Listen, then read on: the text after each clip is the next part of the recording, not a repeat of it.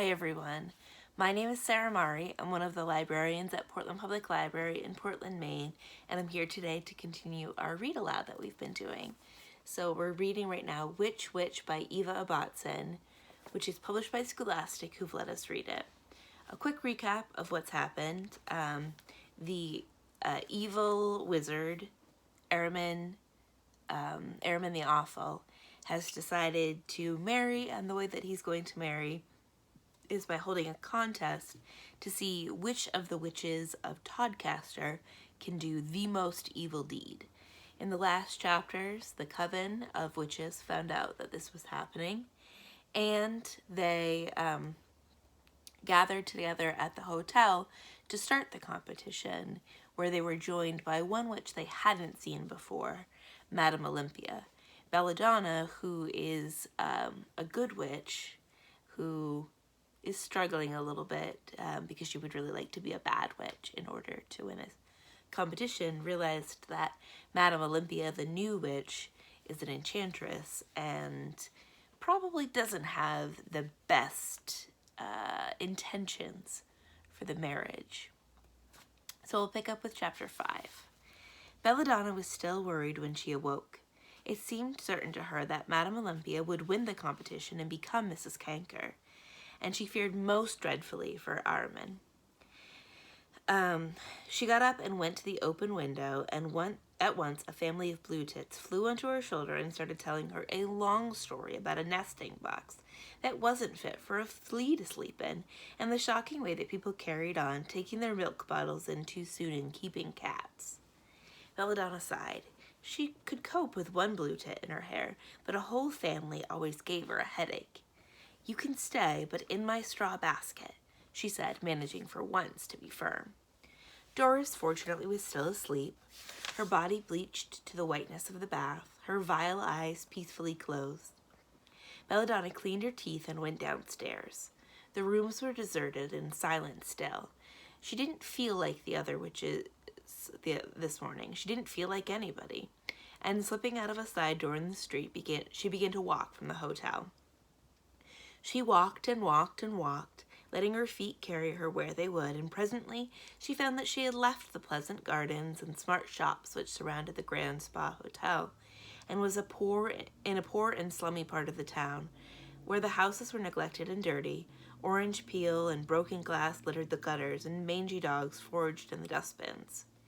She crossed a mean little square with a few dusty laurel bushes, and boarded up lemonade stall, a public lavatory, and found herself in front of a large gray building with curtains the color of bile.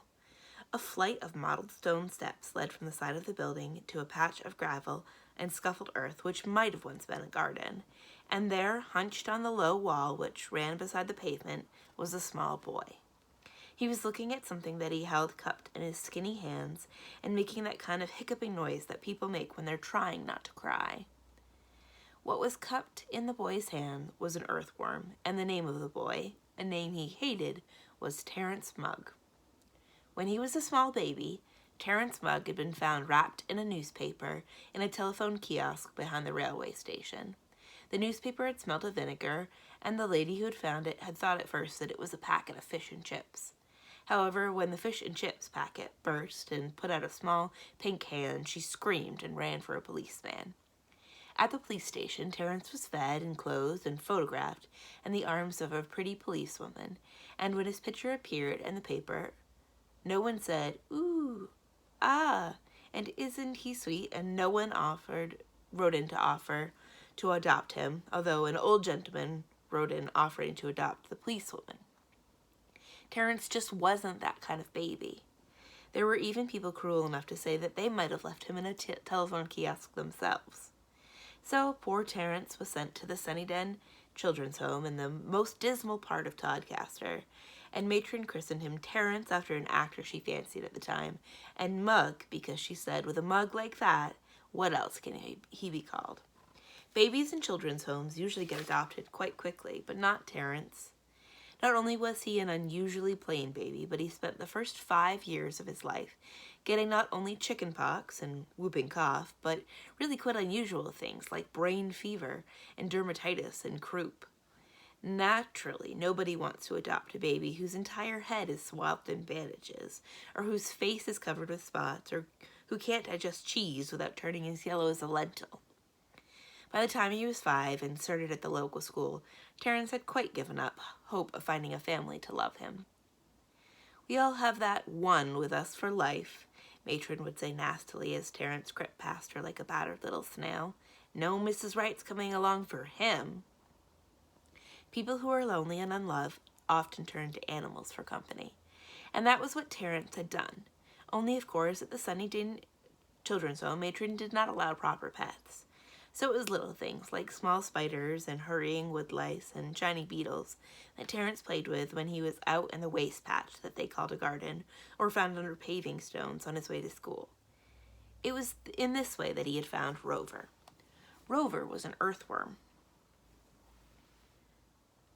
A pale pink, slender animal with a mauve bulge in the middle, a pointed end, and a peaceful way of crawling along the ground. Terence had liked him immediately. There was something a little special about Rover. He did not seem quite like other worms who often appeared to have no notion of doing anything beyond burrowing down into the soil. Rover would curl into knots around Terence's finger, or lie quietly in the palm of his hand, and sometimes he would rear his pointed end up in the most intelligent way. Terence had found him in a tub of earth outside a chemist shop, and he had sneaked him into the home and found a place for him in the garden, a jam jar filled with leaf mold, which he was careful to keep damp because his teacher had told him that earthworms breathe through their skin and should never get dry. He'd buried the jam jar behind a pile of bricks and told no one, only Billy, who was deaf and hadn't been adopted either. Billy was another person who didn't bother living things. And there Rover had lived as happily as anything until last night, when Matron had found Terence and Billy talking to him when they should have been inside getting ready for bed. "How dare you," she had shouted, charging down the garden like an ill-tempered camel. "Come inside at once and throw that disgusting, unsanitary worm away immediately." And when Terence did not instantly do what he was told, she snatched Rover's jar and turned it upside down, scuffing at the leaf mold with her sharp and spiky shoes. She had hurt Rover, hurt him badly. He was no better this morning. There was a wound in his middle where his skin was broken, and his insides were spilling out in a terrible way. Rover wasn't moving either. He just lay there, perfectly still and stretched in Terence's hand. He was going to die. "Hello," said a soft and musical voice above his head, and Terence, looking up, saw the most beautiful girl he had ever seen. A girl he would have been frightened of, except that her blue eyes looked sad, and sadness was something that Terence knew. "My name's Belladonna," the gentle voice went on. "What's yours?" The little boy flushed. "Terence Mugg," he said, staring up at her through his big, steel-rimmed spectacles. "And this is Rover. Only," he said, keeping his voice steady with effort, "I think he's going to die." Belladonna looked carefully at the worm. She did not think that Rover was an odd name for an earthworm. She had known once that he was called Rover because Terence dreadfully wanted a dog and knew he would never get one. She knew, too, that Terence was right about Rover. The worm was very, very sick. "May I hold him for a moment?" she asked. Terence hesitated. When somebody that belongs to you is going to die, you feel that you should hold on to him and help him right to his end. But when he saw the look on Belladonna's face, he carefully opened his hand and gave her his worm.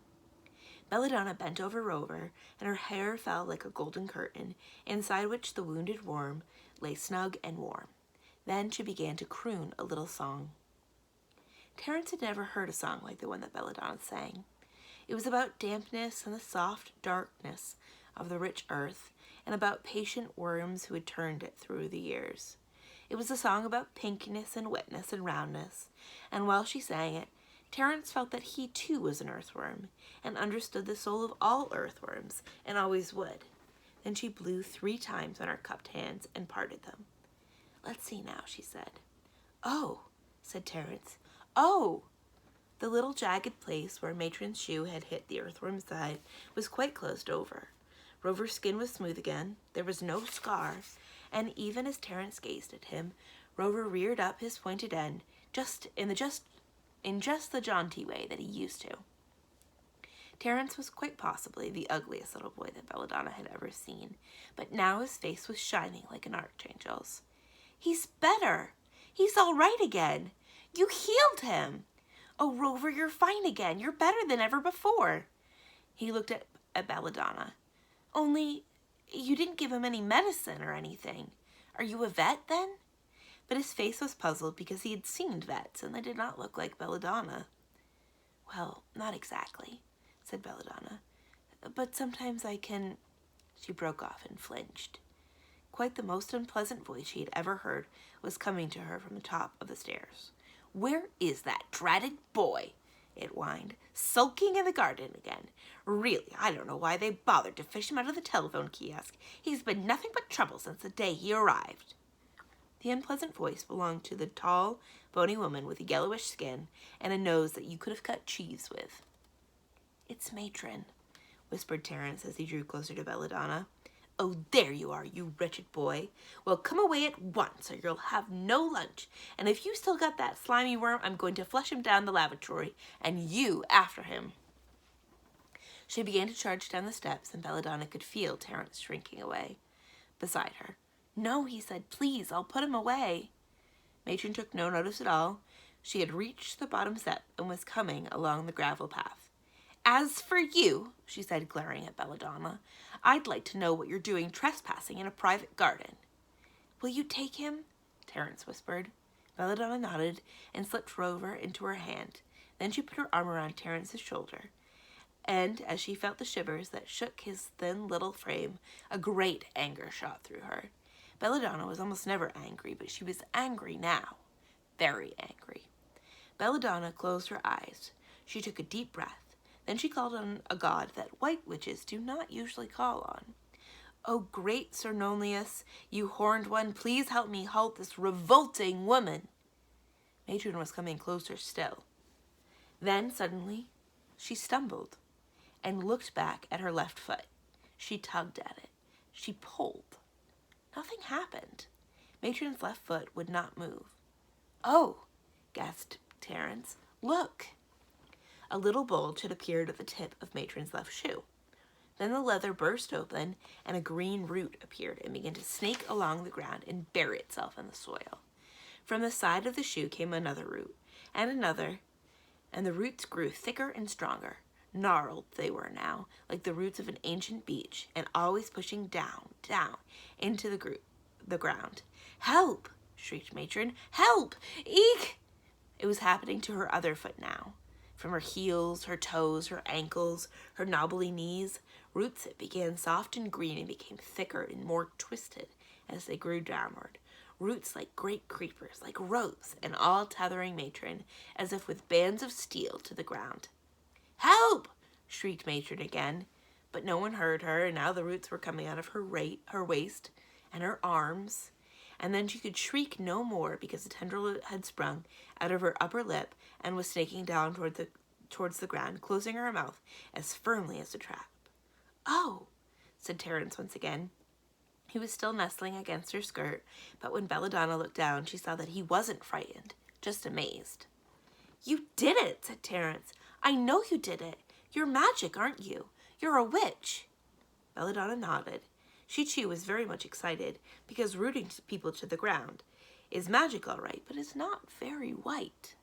I'll show you the picture of Matron rooted to the ground.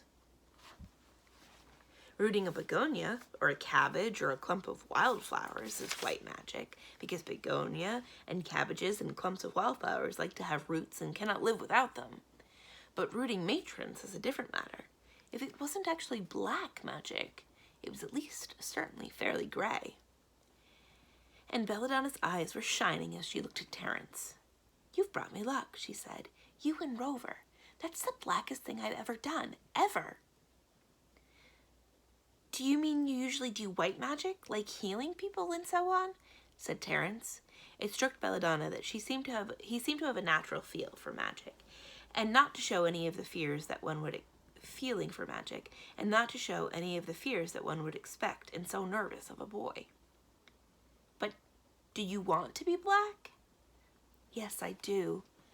I do terribly, said Belladonna, and she explained about the competition and Ahriman. She was too shy to tell Terence that she loved Ahriman, but she thought he had probably guessed. He was that kind of little boy. And suddenly a thought struck her. Terence, you don't think... She looked down at the worm, now distinctly perky, and inclined to tie himself in knots around her finger. You don't think that Rover, that he might be a familiar? I've never had one, you know. All the other witches did, but I didn't. Do you think... Belladonna was growing excited now. Do you think it's because I was holding Rover that I managed to root Matron? It might be. Terence was excited as she was. Only I thought familiars were usually black cats and hares and goats and things like that. Oh, no. And Belladonna explained about the octopus called Doris and Madame Olympia's aardvark and the cloud of flies. He's so little, said Terence, and there was a pause, broken only by a furious, suffocating grunt from Matron, whose legs a large black spider was steadily marching up. But if he's helped you, Terence went on bravely, then you must have him. Take him with you so as you win the competition. Belladonna was incredibly touched. I couldn't, Terence. I couldn't separate you two. You belong together. Anyway, I haven't a hope of winning the competition, even so. But Terence now was clutching her arm and looking up at her, eyes pleading. If you couldn't separate us, couldn't you... Oh, please, please, couldn't you take me with you? Witches have servants, I know they do. Imps and fiends and things. I'd do anything for you, anything. Oh, Terence, I'd love to, but how can I? I'm staying in this posh hotel and they'd never let you come. Anyway, witches don't really mix with ordinary people, you know. It never comes right. But her voice trailed away as she said it for what was right for Terence about the Sunnydale Children's Home, and what would happen to him when Matron stopped being rooted. Belladonna had absolutely no idea how long the spell would last, and the glitter in Matron's eyes as she tugged uselessly at her roots boded extremely ill for Terence. Terence did not say anything. He just stood there, dejected and beaten, but still holding his worm out to her. Oh, heck, said Belladonna suddenly, making up her mind. Let's just do it. It might come right. And she climbed over the low wall and turned, stretching a hand out to Terence. Then, followed by the strangled grunts of the rooted matron, they ran together down the road. Chapter 6. When Belladonna got back to the hotel, she took Terence straight to the manager's office to see Mr. Ledbetter and the ogre. She found them in a bad way. There had been a row about Ethel Feedback's pig, who was not completely house-trained, and when the manager complained, Ethel, who had not been well brought up, said, "Oh, go teach your grandma to suck eggs." Unfortunately, she'd been clutching her hazel wand at the time, and the next moment the manager found himself in the nursing home in Bexel-on-Sea, holding a raw egg to his mother's mother, a frail old lady who'd been looking forward to her morning porridge and was very much annoyed. The muddle had taken a long time to clear up, and then it was discovered that Mother Bloodwort, who'd been riding up and down the elevator lift all morning, had gotten jammed between floors. Trying to remember the spell for making things go up in the air, she'd gotten mixed up again, and had once again become a coffee table. And since coffee tables cannot press emergency buttons, she'd caused a great deal of trouble to the engineers. But when they saw Belladonna, the secretary and ogre both cheered up and greeted Terence most politely. Belladonna lost no time in explaining about Terence in the horrible home. "And he's brought this perfectly marvelous familiar," she won. "He made me able to do quite a black thing. Me!" The ogre and Mr. Ledbetter looked around the room, wondering if they had missed a stampeding buffalo or a wolverine with slavering fangs, but all they could see was a small and skinny boy, his gaze fixed wonderingly on the ogre's single eye. "Show them, Terence," said Belladonna. So Terence felt in his pocket and lifted out Rover and put him carefully down on Mr. Ledbetter's blotter. The secretary and the ogre bent over him, and their hearts sank. A small pale worm whose bristles, as he crawled across the paper, made a delicate sawing noise, like autumn leaves stirred by the softest of winds. And for a moment they'd really hoped. "Shall I try the typewriter?" Belladonna asked eagerly. "Like you wanted me to yesterday? A nest of vipers, wasn't it? Come on, Terence. So Terence picked up Rover and stood beside her, and Belladonna rested her fingertips lightly on the little worm's mauve and slightly bulgy middle and closed her eyes. And lo and behold, the typewriter vanished with a puff, and there on the desk was a writhing mass of hissing vipers with darting tongues and slitty yellow eyes. Poor little things, said Belladonna, forgetting her blackness for a moment. They look so awfully dry. Vipers is born dry, said Lester, so don't you go fretting yourself. But the look he exchanged with Mr. Ledbetter was so eager and excited. If Belladonna could get black so quickly, there was hope yet. Amazing, said Mr. Ledbetter. He looked at Rover again to see if he had missed something. A hidden poison sac, a lethal sting, but the worm was now crawling peaceably up Terence's sleeve and was exactly what he seemed, gentle, modest, and moist. So, I was wondering, said Belladonna, putting her arm around Terence's shoulder, if Terence could stay for a bit. Rover belongs to him, and though he offered to give him to me, I just couldn't take him away. Mr. Ledbetter looked worried. What would the manager say to another guest? And what about the other witches? Would it start an absolute avalanche of witch friends and relations coming to stay at the hotel? Fishy little racks and quirling shouter cousins and small feed bags and nasty Wellington boots? Terence said nothing. He just stood there waiting. He was not a boy who ever hoped for much. Mr. Ledbetter cleared his throat.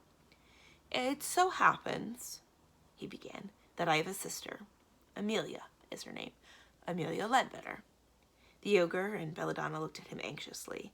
They knew how hard he had been working, and overwork can drive people a little mad. She didn't, in fact, marry, Mr. Ledbetter went on, but she might have done. There was a swimming bath attendant who was very fond of her. The others waited. I'm not saying that the swimming bath attendant was called Mug, the secretary went on, because he wasn't. His name was actually Arthur Hurtleypool. I remember because jokes were made about hurtling into the pool, that kind of thing.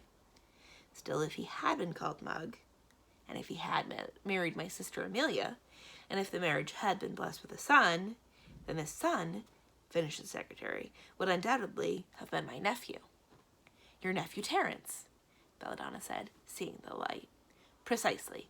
And what more natural than my sister, Amelia, having to go into the hospital to have her appendix out, and sending her son, Terence, to stay with me.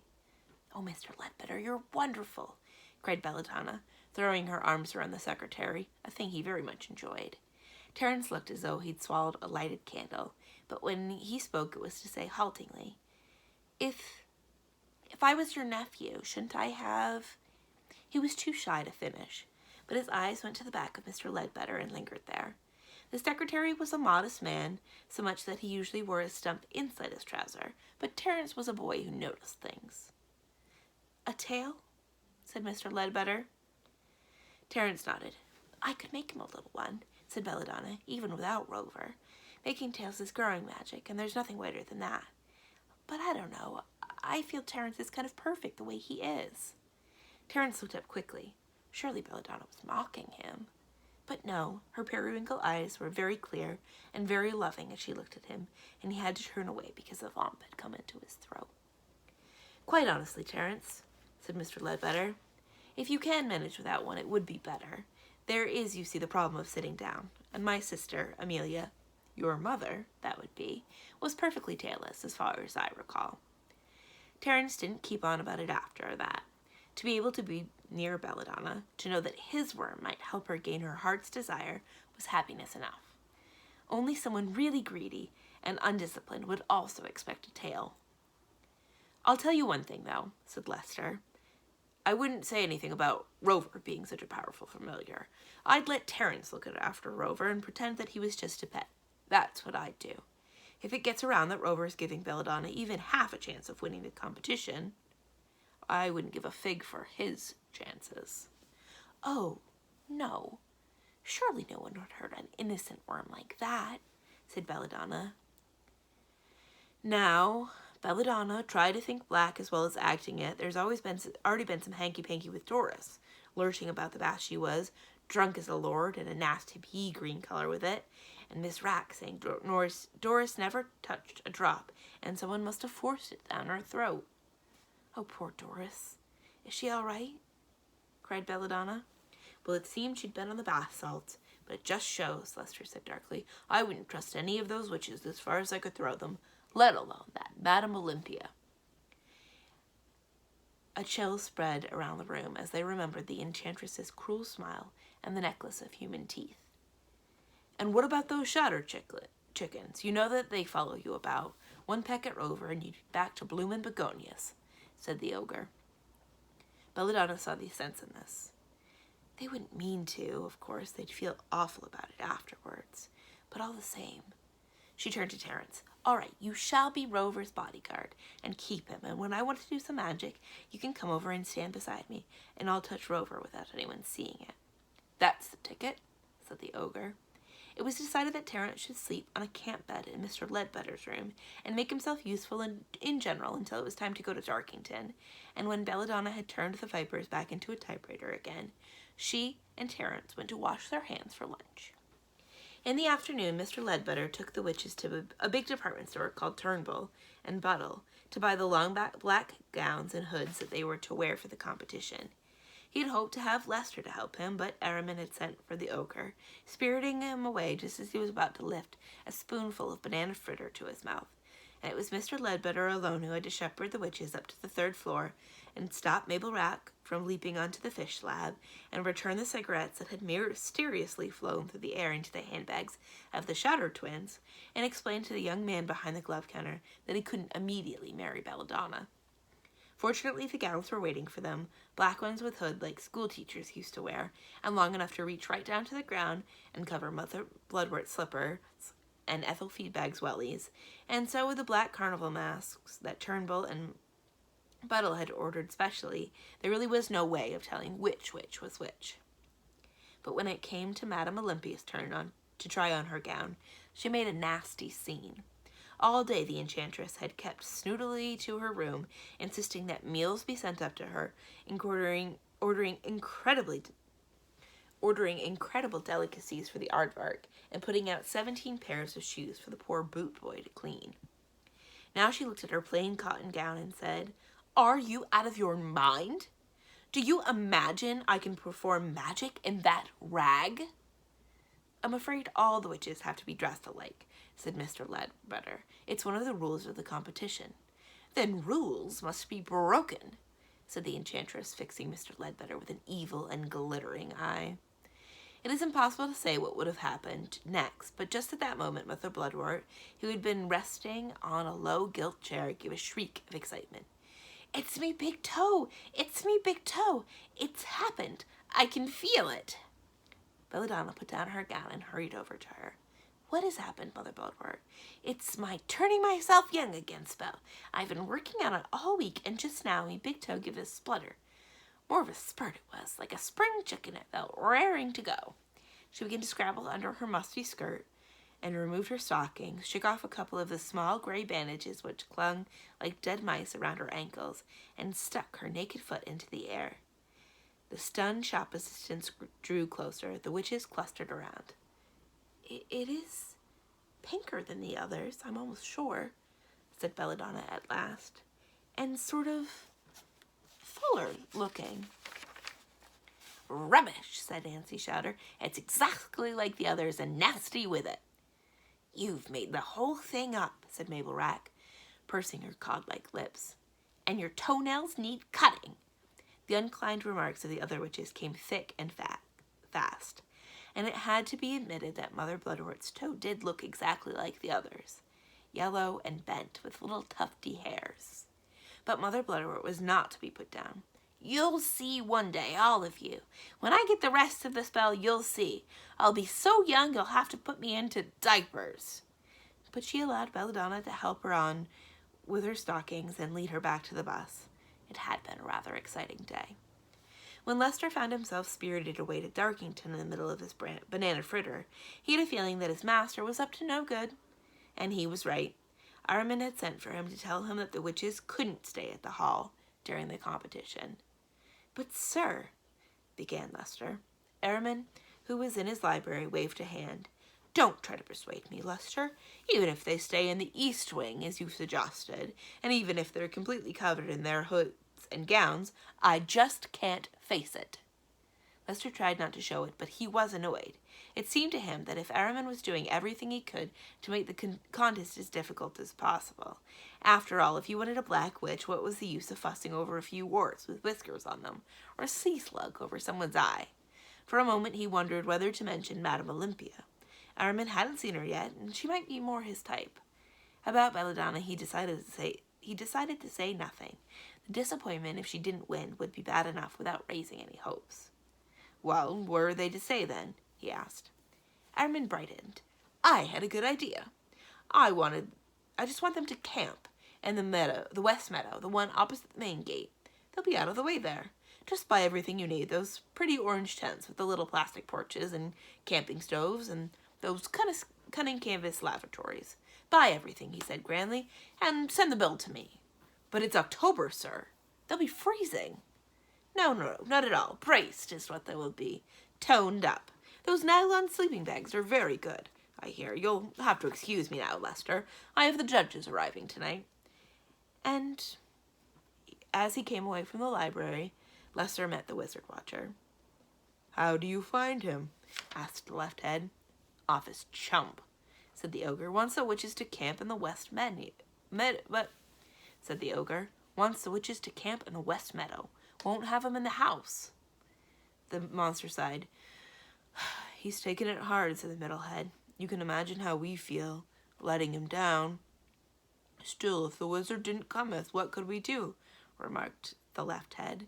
And cometh he definitely didn't, the right head said. The monster then told Lester that it had asked for a holiday during the actual contest. It was just going to take a rucksack and go walkabout. We'll be back for the wedding, of course, said the middle head. But everybody will be better for a break. Lester nodded. He could see that in spite of itself, the Wizard Watcher felt that it had somehow failed at its task, and wanted to be alone until it felt better. What's with Sir Simon? He said. Seems to me the old man's seeing a bit too much of him, eh? He had no sooner spoken than there was a moaning sound, followed by the clank of leg armor, and the hollow, gloomy spectre of the White Slayer passed through them into the corridor. Gone to watch the old man noshing, said the middle head disapprovingly. Thick as thieves they are, said the left head. Gets me down, all that beating his blinking forehead, complained the right head. I mean, if you've murdered your wives, you've murdered them, and that's it. Lester's great craggy brow was so furrowed that the eye patch seemed to be riding a storm-tossed sea. I don't like it, he said. There's something fishy going on between those two. Mark my words. He sighed and pulled a saber out of the umbrella stand. There was never anything decent to swallow at the hotel. Ready, sir? He called upstairs to Araman, and with a whoosh, he was gone. And that's where we're going to end today. So we've been reading Witch by Eva Ibbotson. And this is published by Scholastic, who have let us read it. We'll pick up again tomorrow with chapter 7. Thank you so much for listening, and have a great afternoon. I'll see you tomorrow. Bye.